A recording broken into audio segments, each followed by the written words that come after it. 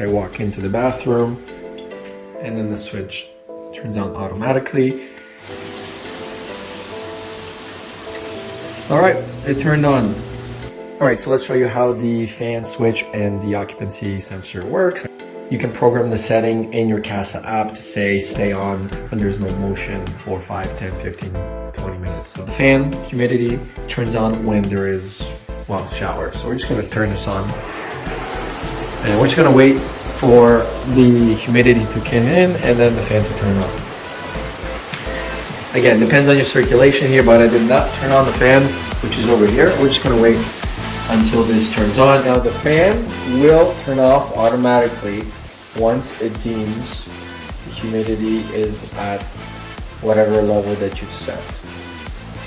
And if you turn the fan on, it's also going to turn off within a designated timer that you also set when you take off the cover plate.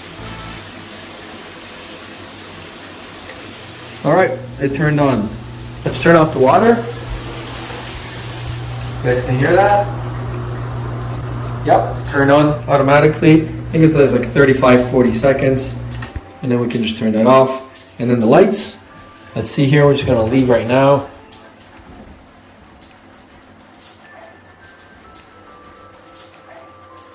So it took about a minute.